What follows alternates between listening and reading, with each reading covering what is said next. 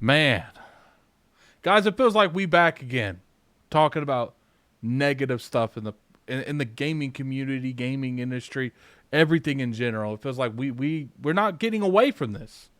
You know, the industry is making solid experiences, but I feel like there's a lot of backlash going on behind closed doors. At least today we're not talking about Xbox. We're talking about PlayStation today. You know, for those of you who don't know, PlayStation has been a dominant person in the industry, and I think I don't think I have to say that, but I'm going to. And this morning I woke up to a blog from PlayStation that's going into exactly what they're going on and how they're restructuring their company. So let's pop over here and let's look at this. All right. So if you look at here, difficult news about our workforce. At least they're coming out there with a solid name. That's close to a good title for a video. Difficult news about our workforce. The PlayStation community means everything to us, so I felt it was important to update you on a difficult day at our company. We have made the extremely hard decision to announce our plans to accommodate and reduce of our overall headcount globally by about 8% or 900 people. Subject to law, local law and consolidation processes, employees across the globe, including our studios, are impacted. We are incredibly talented people who have been part of the success. We are very grateful to the contributions. You guys know, I have a hard time. It is what it is. However, the industry has changed immersively, and we need to future ready ourselves to set the boundaries up for what lies ahead. We need to develop an expectations from developers and gamers and continue to propel future technology in gaming. So we took a step back to ensure that we are set up to continue bringing the game experiences to the community. Below, I have shared an email I have sent out to the company this morning to provide some more context on our thinking. We deeply appreciate support and understand from the PlayStation community as these decisions are very difficult. Please rest assured that our plans for reorganizing and streamlining are so we can continue to deliver the gaming experiences possible. All right, so this is the email he sent, which, I'm going to put this in the comment section in the description below. So if you guys want to check that out, definitely go check that out. Let's start with this. All right, so I want to be transparent as possible in our part as our community about what this means. We've advised on reducing our headcount from about 900 people. Yeah. There will be impacted employees across all SE regions. Yeah, we kind of know that. Several PlayStation studios are affected. Okay.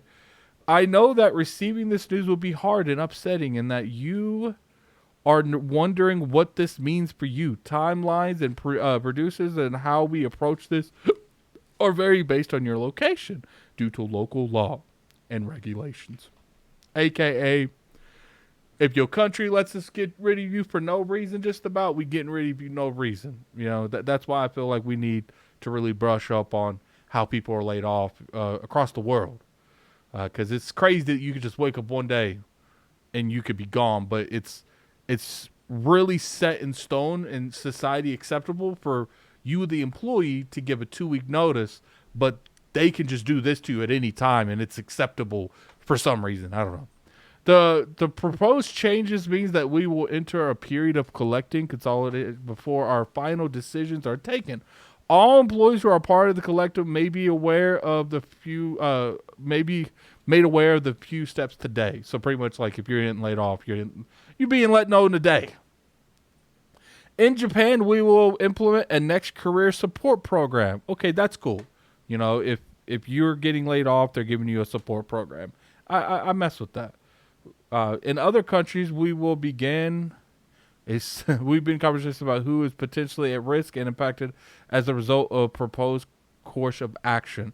So I'm curious if this means that they are letting these people go now, or this is just something that's happening in the future. I don't know. the PlayStation Studios London studio will close in its entirety. That's unfortunate. I know that's a whole studio gone. There will be a reduction in Firespite Studio. So I don't know if that means they're not expanding it any more than what they're doing it, or are they just reducing the amount of people that's currently there. And there will be a reduction in the variety of functions across the SIE in the UK. The proposal change that the period of collectives before the final decision taken, all employees. Okay, so that's where I skipped. Apparently this affected people like Insomniac. There was Jason Schreier posted like a really good article that was like really telling you exactly what he did and, you know, who was affected for the most part. It's just kind of interesting that, you know, how these things have been going out. See, here's Jason Schreier. Along other divisions, the layoffs will hit Insomniac, the people who make Spider-Man, Naughty Dog, the people who make The Last of Us, the Gorilla, and Gorilla, the people who make Horizon, 3 of PlayStation's most successful studios. I think the saddest part about this, and where I want to really highlight this, is what is there to really captivate towards? What is there to really have goals for? You know, when you work in an industry that can just get rid of you just like that, even if your game was successful, what is the goal? So you mean to tell me that I can be on a game such as it's Spider-Man for Insomniac, the game can make X amount of money, be extremely successful. I think the game rumored to sell like 10 million or something like that. I don't know if it's 10 million. I'm just throwing a number out there. If you guys know, put in the comment section below. But like, just think about that, guys. The Last of Us, extremely successful. Horizon, I don't know, probably the least successful out of this list for sure.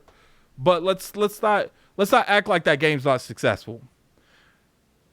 All of these games have had success stories, sold very well, and none of that mattered. PlayStation got rid of you just like they got rid of the people that didn't have, fortunate stories to have successful games.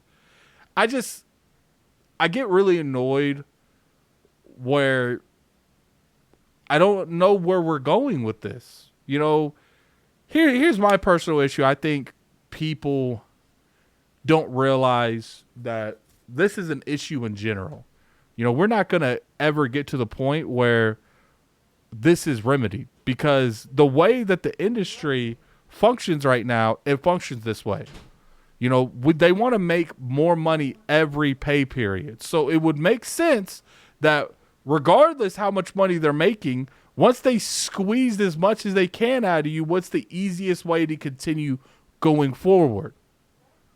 It's to try to make more money off of different customers. It's like Bill Spencer said during that last meeting. You know, when you have a demographic and you've squeezed as much money from that demographic as you possibly can, you either find other ways to monetize that existing demographic or you expand. PlayStation's pretty much essentially telling you we are going third party when it comes to at least PC. You know, I do think they're probably going to launch day and date in PC. This is the biggest issue here. Isn't Xbox, isn't PlayStation.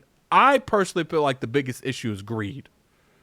These companies aren't happy making millions and sometimes billions of dollars in profit. Because what did we see when it came to the pandemic? They made all of this money. They made this giant war chest because people were stuck at home. And what did they do with that money? They said, we want it again. But sir, you know, everyone's back working. They're not stuck at home anymore. Like, it's going to be hard to get that kind of money because there was reasons that they got that kind of money. Any normal person would look at these situations and say, this is temporary money. This isn't permanent money. This isn't what we should expect every quarter. But these companies don't care. So, okay, can we lay off people? Oh, we can lay off people? All right, that's good. Who do we not need? Or who do we not need as much? That's what I see. Now, obviously, I could be wrong. I'm not in these stores. I'm not in these executive meetings. I don't have period to their numbers. But when I see constant people laying off now, like Supermassive Games is different because I feel like there is some reasons they probably laid people off. They're not a massive corporation. They don't have backings to something like a Microsoft or a Sony. So it would make sense that a lot of the smaller people would lay off some certain amounts of their staff just to keep themselves afloat. But, you see Epic laying off people. Epic, the people who make Fortnite is laying off people? I don't know, man. I don't know. To me, why should we invest into this industry when they won't even invest in the people that make our games? When you can get rid of people this easy and not give them any really head count, any warning, it's wild to me. But I mean, put in the comment section below what you guys feel. I'm very curious your guys' opinion on this. Look, I get it. This is the part of the industry, and I feel that. But I will talk to you guys later. We're out of here. Peace.